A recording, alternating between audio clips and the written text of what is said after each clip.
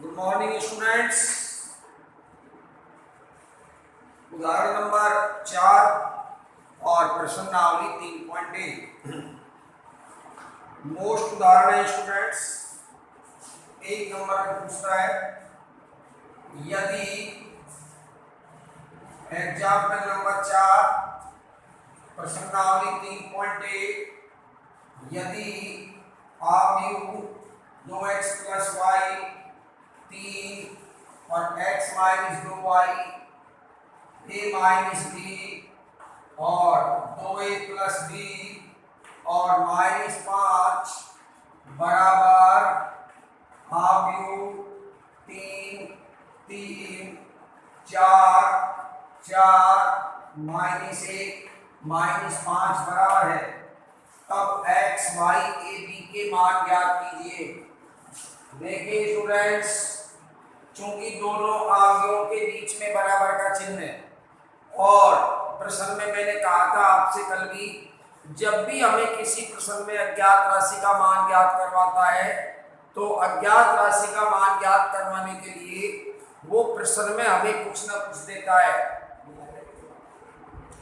और स्टूडेंट्स, हमें इस प्रश्न में x y a b के मान ज्ञात करवाए गए हैं, तो निश्चित रूप से प्रश्न में कुछ ना कुछ दिया गया होगा।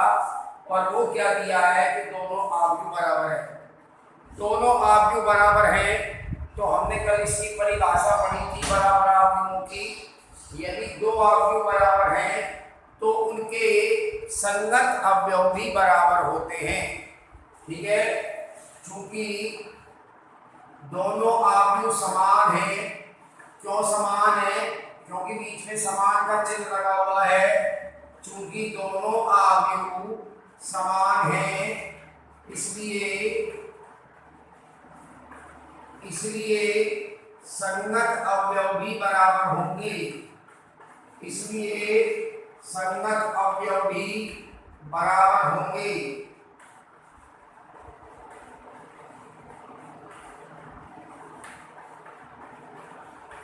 ओके स्टूडेंट्स, संगत अवयव कौन से? इसके संगत ये है तो 2x + y बराबर 3 समीकरण 1 और x - 2y बराबर 4 x - 2y बराबर 4 समीकरण नंबर 2। दोनों समीकरणों को हल करेंगे तो समीकरण 1 को 2 से गुणा y के गुणांक बराबर कर रहा हूं। यहाँ y का गुणांक 2 है, ऊपर वाले पूरी समीकरण 2 से गुणा कर दो और ऊपर y का गुणांक 1 है, नीचे वाली समीकरण 1 से गुणा कर दो। 4x + 2 से पूरा समीकरण गुणा होगा 2y बराबर 6 और 1 से गुणा होने पर समीकरण एज रहेगा 2y बराबर 4। अब चूंकि जो चर राशि हमने बराबर की है उसके चिन्ह अलग अलग हैं।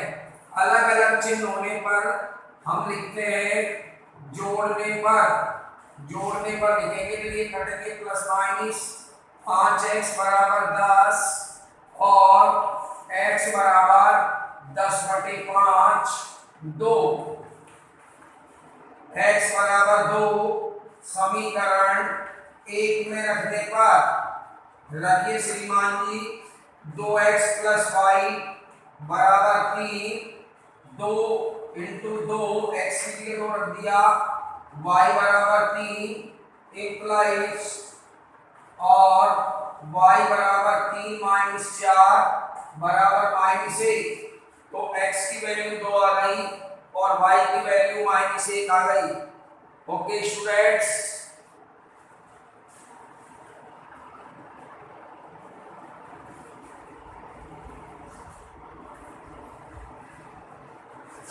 अब इसी प्रकार देख लीजिए स्टूडेंट्स, अब इसी प्रकार अपन a b के मान निकालेंगे तो a - b बराबर संगत अवयव 4 समीकरण 3 और 2a + b के संगत आ गया -1 समीकरण 4। 3 में 4 को हल करने पर हल कर लेना स्टूडेंट्स और ए बी के मान निकाल लेना एक्स वाई की तरह। ओके, आप करेंगे यहां से आगे।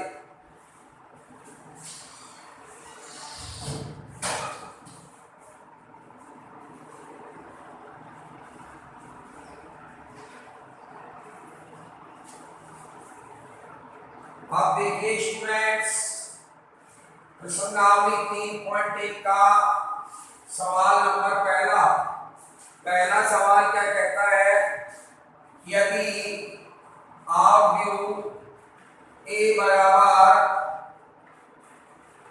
ए आई जे, जहां ए आई जे इस ए आव्यूह के अवयवों की संख्या को निरूपित करता है और कितने अवयव है, इसकी कोटि 2 गुना 4 है, मतलब पंक्ति का मान 2 और इसका मान 4 है, तो इसमें कितने अवयव होंगे, अवयवों की संख्या होगी, अवयवों की संख्या बराबर कोटि के हिसाब से आएगी।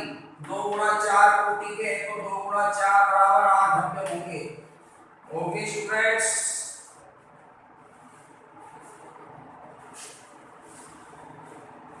ये 3.1 प्रश्नावली का पहला प्रश्न है।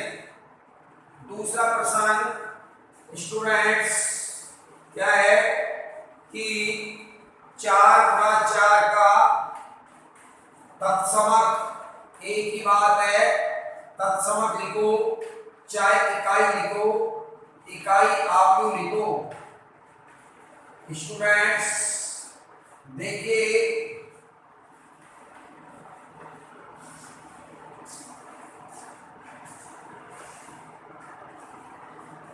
ये तत्समक आव्यूह को हमेशा बड़े आई से नोट किया जाता है, क्योंकि अंग्रेजी में हम इसे आइडेंटिटी मैट्रिक्स कहते हैं। तो आइडेंटिटी मैट्रिक्स का 1 0 0 1, ये 2 गुना 2 का है, इसे हम I2 से भी निरूपित करते हैं, I2 से, I2 भी कहते हैं। ये 3 गुना 3 का है, 1 0 0 0 1 0 0 0 1, मुख्य विकर्ण के अवयव इकाई होते हैं, बाकी शेष अवयव शून्य होते हैं, ठीक है। इसे I3 से डिनोट किया जाता है। अब है 4 गुना 4 का 1 0 0 0 0 1 0 0 0 0 1 0 0 0 0 1, ये 4 गुना 4 का है इकाई आव्यूह।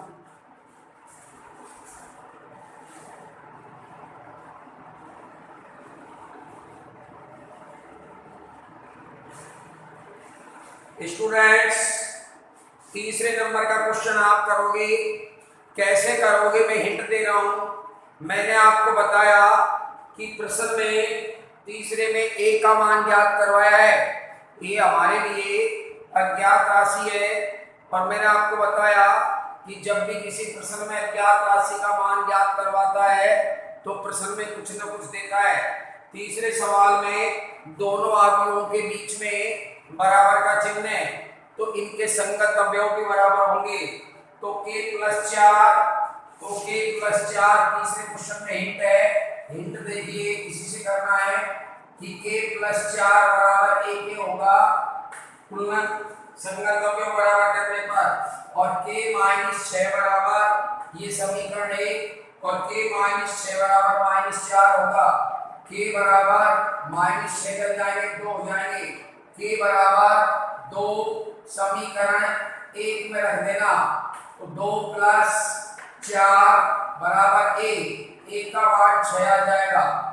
फिर सुन लीजिए स्टूडेंट्स, देखिए मैंने आपको क्वेश्चन नंबर 3 बताया था, इसमें k+4 बराबर a कर लेना, संगत अवयव बराबर होंगे, चूंकि दोनों मैट्रिक्स समान है, एक समीकरण बन गई। फिर दूसरी में k-6 बराबर -4 करोगे तो k का मान 2 आ जाएगा, उस k के मान 2 को समीकरण 1 में रख देना। कौन सी है समीकरण 1? k+4 बराबर a, तो a का मान आ जाएगा, k का मान 2 रखने पर। ओके,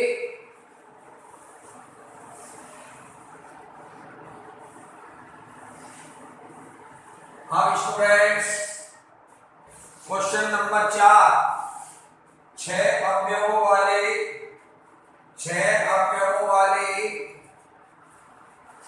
अवयव के संभावित क्रम लिखो। क्रम का मतलब कोटि से होता है, संभावित कोटियां लिखो। क्रम कोटियां एक ही बात है, संभावित कोटियां क्या होंगी हम देखते हैं कि 6 के सभी गुणनखंड करिए। 6 का सभी गुणनखंड 1 गुणा 6, 2 गुणा 3, फिर 3 गुणा 2 और फिर 4 का भाग 6 में नहीं जाता, 5 का भाग नहीं जाता, फिर सीधा 6 गुणा 1। तो संभावित कोटियां कौन कौन सी आ गई?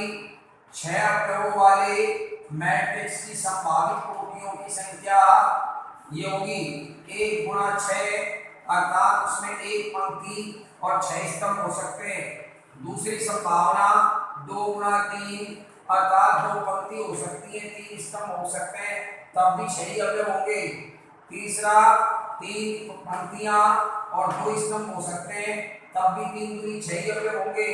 चौथा 6 पंक्ति और 1 स्तंभ होगा तो भी 6 ही अवयव होंगे। ये संभावित कोटियां हैं स्टूडेंट्स। अर्थात संभावित कोटियों के लिए आप अवयवों के सभी गुणनखंड करिए। अभाज्य गुणनखंड नहीं, अभाज्य गुणनखंड अलग चीज होती है। ये अभाज्य गुणनखंड है, ये नहीं करने, सभी गुणनखंड करने हैं। इस तरह से होते हैं सभी गुणनखंड। All factors. प्रश्न नंबर 5वां,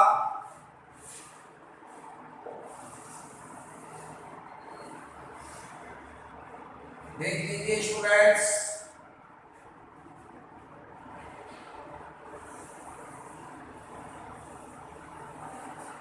अब है क्वेश्चन नंबर 5 में 3 भाग है, तीनों करने हैं। क्या है? 2 गुणा 2 क्रम का अवयव aij, जहां aij ए अवयव है, स्मॉल ए में अवयव है, आई उसकी पंक्ति है, जे उसका स्तंभ है। ज्ञात करो 2 गुणा 2 का बनाना है ये। और 3 जहां तीनों में ए आई जे के सूत्र दे रखे हैं 2i माइनस जे बटे 3i प्लस जे, और दूसरे में क्या दिया है? ए आई जे आई प्लस 2j का होल स्क्वायर अपॉन 2i, और इसी प्रकार तीसरा 2i माइनस 3j। तो मैं तो एक करवा रहा हूं, बाकी को और कर लेना इसी तरीके से। सबसे पहले 2 गुणा 2 का ये आप तैयार कीजिए रफली इन अवयवों से। तो a बराबर 2 गुणा 2 क्रम के लिए आपके पास 2 ही पंक्ति होंगी और 2 ही स्तंभ होंगे। ऐसे तैयार कीजिए जैसे मैं कर रहा हूं। इस अवयव को ऐसे तैयार किया जाता है, इसमें 2 पंक्ति बना लो ऐसे, एक R1 पंक्ति हो गई, दूसरी R2, और ये स्तंभ है जिसमें C1 स्तंभ हो गए और C2 दूसरा स्तंभ हो गया। अब इसमें यहाँ अवयव बनाएंगे ऐसे, जहाँ I उसकी पंक्ति, J उसका स्तंभ। तो ये चूंकि आप देख रहे हैं स्टूडेंट्स कि ये अवयव यहाँ जो आएगा ये पहली पंक्ति और पहले स्तंभ का है। तो पहली पंक्ति है तो चूंकि I पंक्ति होती है और J स्तंभ को डिनोट करता है, तो पहली पंक्ति के कारण A1 और पहले स्तंभ के कारण A1, अर्थात ये अवयव A11 कहलाएगा।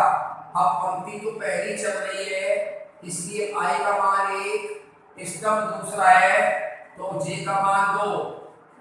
अब पंक्ति दूसरी है तो यहाँ 2 आ जाएगा I का मान, और स्तंभ पहला है तो आ जाएगा 1, और पंक्ति दूसरी है तो I का मान 2 और स्तंभ दूसरा है तो J का मान भी 2। ओके स्टूडेंट्स, अब ये हो गया ए आई जे 2 गुणा 2 क्रम का मैट्रिक्स तैयार हो गया हमारे पास। अब इस मैट्रिक्स को ये जो चार मान है A11, A12, A21, A22, इन चारों के मान पहले सवाल में इस सूत्र से ज्ञात होंगे, दूसरे में इस सूत्र से ज्ञात होंगे। तो इन चारों के मान पहले मैं इसको हल कर रहा हूं, बाकी दूसरे और तीसरे को आप हल कर लेना। तो देखिए सूत्र लिखूंगा, चूंकि दिया है ए आई जे बराबर 2i minus j upon 3i plus j. Students, मैं आई जे A11 मतलब i का मान a, j का मान a, तो 2 इंटू आई की जगह a, j की जगह a, 3 इंटू आई की जगह a और j की जगह a। 2 एकम 2, 2 में से गया 1, 3 एकम 3, गुणा करेंगे पहले, और 1 4, A11 का मान 1/4 आ गया। अब लेंगे A12, अब i की जगह 1 रखेंगे और j की जगह 2 रखेंगे सूत्र में। 2 इंटू 1 माइनस 2 बटे 3 इंटू 1, आई की जगह 1 और j की जगह ये 2, ऊपर आया 0 बटे 5 बराबर 0। अब स्टूडेंट्स हमारा A11 A12 आ गया है। अब हमको निकालना है एक, मैं लिख देता हूं A11 बराबर 1/4 और A12 बराबर 0। अब स्टूडेंट्स मुझे इन शेष दो के मान भी निकालने हैं। शेष दो कौन कौन से है? A21 बराबर i की जगह 2 और j की जगह 1, 2 इंटू इस 2 को i की जगह रखेंगे, इस 1 को j की जगह रखेंगे। i का मान 2 और j का मान 1, ये आ गया 2 दूनी 4 में से 1 गया 3, 3 दूनी 6 और 1 7। अब स्टूडेंट्स A22, यहाँ पर i सूत्र में i की जगह भी 2 रखोगे, j की जगह भी 2 रखोगे। 2 into 2 minus 2 upon 3 into 2 plus 2, 4 में से 2 है 2, 3 दूनी 6 तो 8, 1/4। ठीक है स्टूडेंट्स, तो A21 का मान 3/7 और A22 का मान आ गया हमारे पास 1/4। अब स्टूडेंट्स अभी उत्तर पूरे नहीं आए हैं, क्योंकि मुझे तो ये तैयार करना है। तो ये सारे मान स्टूडेंट्स देख लीजिए, और ये सारे मान मुझे इस मैट्रिक्स में रखने चाहो तब उत्तर आएंगे। तो अब इसलिए ए मैट्रिक्स जो हमारा आया A11 की जगह 1/4, A12 की जगह 0 और A21 की जगह 3/7 और A22 की जगह 1/4। ओके स्टूडेंट्स, ये मैट्रिक्स तैयार हो गया। इसी प्रकार दूसरा और तीसरा सवाल करना है।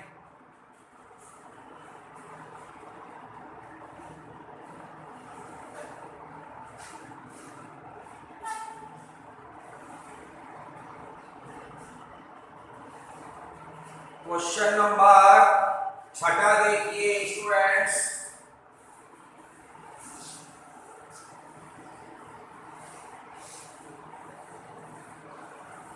छठे क्वेश्चन को ए बराबर ए आई जे जिसकी कोटि 2/3 है, इस याद करना है। अब देखिए 2/3 कोटि का मैट्रिक्स कैसे तैयार होगा स्टूडेंट्स? कैसे होगा? 2 पंक्ति होंगी, एक R1 एक R2, ऐसे ही करना जैसे मैं समझा रहा हूं। और 3 कोटि है, तो सॉरी 3 स्तंभ है, तो पहला स्तंभ C1 डाल देंगे, दूसरा C2 और C3। अब ये लिखने से C1 C2 C3 तीन स्तंभ हो गए और ये दो पंक्ति होगी, ऐसा लिखने से आपका मैट्रिक्स गलत नहीं होगा। अब ये देखो, अब इसका उत्तर कौन कौन से आएंगे, पहली पंक्ति है तो A1 और स्तंभ भी पहला है तो A1, ओके।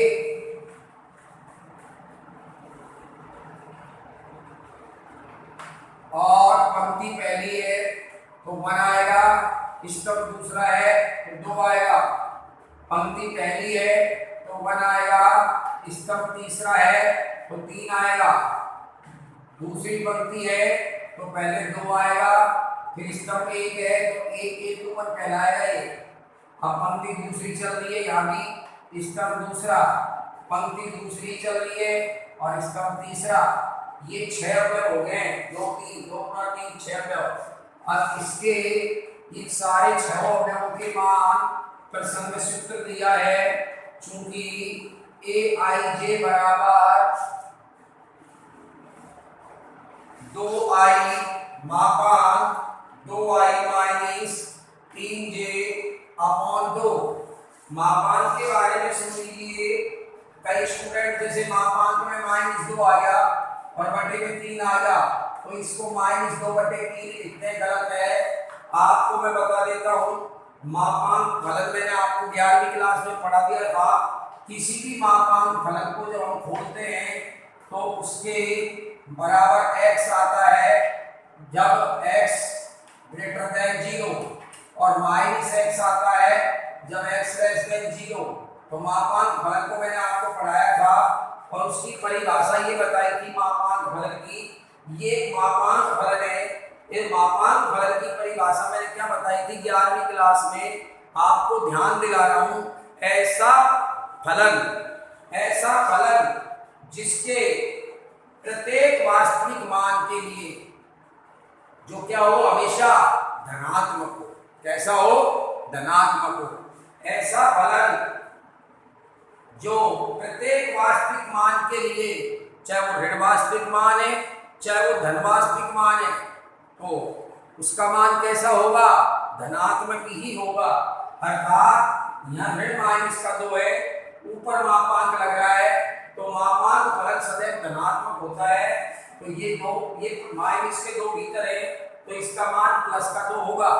ये मैं नहीं कहता, ये मापांक फलन की परिभाषा कहती है। ओके स्टूडेंट्स, या फिर आप मापांक फलन x को डिफाइन कर सकते हैं, x के प्रत्येक वास्तविक मान के लिए ऐसा फलन जिसमें x के प्रत्येक वास्तविक मान के लिए x का मान धनात्मक ही आए, ठीक है, तो ऐसे फलन को हम मापांक फलन कहते हैं। ठीक है स्टूडेंट्स, तो क्या परिभाषा हुई मापांक फलन की, ऐसा फलन जो प्रत्येक वास्तविक मान के लिए हमेशा धनात्मक हो, हमेशा धनात्मक हो। तो यहाँ पर माइनस आ गया, कई स्टूडेंट्स माइनस है तो उसको माइनस है, मापांक लग रहा है। मापांक फलन की परिभाषा को संतुष्ट करो, परिभाषा पर को आनी चाहिए, मैंने पढ़ाई है कि प्रत्येक वास्तविक मान के लिए जिसका मान धनात्मक हो।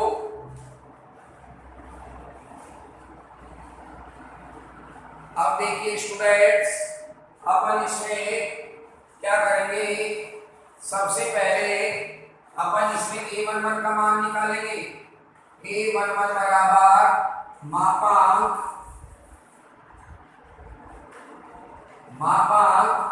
2 × 1, ये i का मान है और ये j का मान है। इसमें i j की जगह एक लिखेंगे, 3 × 1 मापांक बटे 2, यह आया 2 - 3 -1 मापांक बटे 2। तो मापांक फलन की परिभाषा के अनुसार -1 का मापांक धनात्मक 1 बटे 2 ही होगा। ओके स्टूडेंट्स, अब ले रहा हूं मैं a12 का मतलब आप इसमें 2 i की जगह तो आप 1 लिखेंगे और j की जगह 2 लिखेंगे, तो ये आ गया आपका 2 × 1, i की जगह 1, 3 × 2 और बटे 2, ये आ गया स्टूडेंट्स आपका 2 - 6 -4 बटे 2, -4 का मापांक धनात्मक 4 बटे 2 बराबर 2। ये a12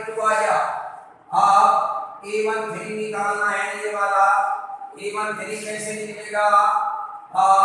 ये 2 इंटू अपन 1 और 3 इंटू 3 बटे 2, ये आएगा 2 माइनस 9 माइनस मापान 7 बटे 2 बराबर 7 बटे 2 धनात्मक हो जाएगा। तीनों मान आ गए। इसी प्रकार नीचे के तीनों मान भी निकाल लेंगे। a21 का मान निकालेंगे तो आई कीजिए 2 रखेंगे, जे कीजिए 1 रखेंगे, इसी प्रकार इसका, इसी प्रकार इसका। फिर सारे मानों को हम वापिस इन सभी मानों को जो आएंगे इनको इसी मैट्रिक्स ए में रख देंगे, तभी हमें पूर्णतः उत्तर प्राप्त होंगे। तो देखिए स्टूडेंट्स, इसको देख लीजिए। अब आपको आगे मैट्रिक्स किस प्रकार बनाना है, देखिए इन तीनों के मान आपको ज्ञात करने हैं, सेम इसी तरह से जिस तरह से मैंने किए हैं। ठीक है स्टूडेंट्स, तो अब ये क्या है, आप देखिए कि a बराबर आप a कीजिए कितना आया था आपका, a11 कीजिए 1/2, ये मान तो मैं रख रहा हूँ, ये 3 मान आप निकाल रहे हैं। और a12 कीजिए कितना आया था, 2 एकम 2 और 3 दूनी 6, 4/2 मतलब 2, और इसका मान क्या आया था 7/2। बाकी इसी प्रकार इन तीनों के निकाल कर यहाँ लिख देना और कर देना। मुझसे कोई बोर्ड पे करते समय कोई त्रुटि हो जाए छोटी मोटी तो आप उसे सुधार लिया करो, और यदि आप से भी नहीं आ रही है तो आप मुझे अवगत करा दिया करो। तो कोई गणना में हालांकि ध्यान से ही करते हैं, फिर भी कोई गलती हो जाए तो आप छोटी मोटी कोई मिस्टेक हो तो आप स्वयं अपने स्तर से सुधार सकते हो। ठीक है स्टूडेंट्स, आज इतना ही। आपसे निवेदन है कि मैं फिर कह रहा हूँ, सत्र हमारा अभी 31 जुलाई तक छुट्टियां हैं। निश्चित है कोर्स तो कम होगा नहीं, कोर्स तो इतना ही रहेगा, इसमें से एक भी एक्सरसाइज हट नहीं सकती, क्योंकि हर एक्सरसाइज का आईआईटी में आगे सब्जेक्ट के महत्व है। सिलेबस कम नहीं होगा लेकिन समय कम होता जा रहा है, इसलिए आपसे निवेदन है आप इसी वीडियो क्लास को सर्वोपरि मानिए और इसका लाभ उठाइए, क्योंकि जिस तरह से मैं आपको यहाँ ज्ञान दे रहा हूँ, आपको अपना अनुभव दे रहा हूँ, वो ही आप क्लास में बैठोगे तब भी ऐसा ही मिलेगा और वीडियो में भी ऐसा ही मिलेगा। बल्कि वीडियो में तो आप एक बार समझ में नहीं आया, आप वीडियो को दोबारा देख सकते हैं। फेयर में करिए सारा काम, जब भी स्कूल खुलेगी फेयर में काम चेक करूंगा। फेयर में काम करने के बाद उसको रफली अभ्यास करते रहिए। ये मानिए क्लास चालू है और आपको कोई क्लास नहीं छोड़नी है। अगर आपने एक दिन का भी वीडियो छोड़ दिया तो अगला वीडियो आपके समझ में नहीं आएगा। ठीक है, और आप ये मानिए कि आगे पढ़ाई आपका ये कोर्स का रिवाइज हो जाए असंभव सा प्रतीत होता है, क्योंकि अभी तो स्कूल ही नहीं खुल रहे। तो इसका एक उपाय हम ये कहेंगे कि वीडियो देख लो और इसमें कोई चीज समझ में नहीं आ रही है तो पूछ लो, क्योंकि मैं तो जैसा आप लोगों को क्लास में पढ़ा रहा हूँ वैसे ही वीडियो को पढ़ाने की कोशिश कर रहा हूँ और मुझे विश्वास है आपको समझ में भी आ रहा होगा। ठीक है, फिर भी नहीं आ रहा तो मैंने आपसे कह रखा है कि मुझे पर्सनली फोन पर आप सजेशन दे दीजिए, मैं सुधार कर लूँगा। ठीक है, अब स्टूडेंट्स आपके ऊपर है कि आप पढ़ते हो नहीं पढ़ते हो, क्योंकि हम तो आपको देख नहीं रहे कि आप क्या पढ़ रहे हो, क्योंकि 15 ही बच्चों ने टेस्ट दिया। इससे ये सिद्ध होता है कि स्टूडेंट्स आप गंभीर नहीं है पढ़ाई के प्रति, आप अभ्यास नहीं कर रहे, आप तो ये सोच रहे हैं कि ये चीज़ें दोबारा पढ़ाई जाएंगी। अरे भाई कोर्स इतना लेंथी है, दोबारा कहाँ से पढ़ाई जाएंगी, कैसे पढ़ाई जाएंगी और इतने छोटे कम समय में हम कैसे एडजस्ट करेंगे, ये तो आप भी समझदार है और हम भी समझते हैं इस बात को। तो आप इन्हीं वीडियो से पढ़िए और मैं तो बहुत अच्छी तरह से मेरी जितनी कोशिश होती है अच्छे से अच्छा पढ़ाने की कोशिश कर रहा हूँ। वीडियो को 2 बार देखिए, 3 बार देखिए और अपना भविष्य खुद बनाइए। तो हम हमारा कर्तव्य कर रहे हैं, आप अपना कर्तव्य पूरा करिए। और जो स्टूडेंट्स ये मानकर बैठे हैं कि दोबारा पढ़ाएंगे, दोबारा क्लास में होगा, तो भैया समय नहीं है उसके लिए, क्योंकि अभी तो 31 जुलाई तक अवकाश घोषित किए जा चुके हैं। तो आपसे निवेदन है कि आप थोड़ा सा समझ जाओ, अभी समय है और अपनी पढ़ाई के प्रति ध्यान रखो, क्योंकि समय निकलता सही होगा और कोर्स पूरे नहीं हो पाएंगे अगर इसी तरह से आप लापरवाही करते रहे। तो थोड़ा थोड़ा जो पढ़ा रहे हैं उसको पढ़ते रहिए, उसको हल्का हुआ ही कोर्स अपना इस तरह से पढ़ने से। ठीक है, okay students, best of luck, thank you.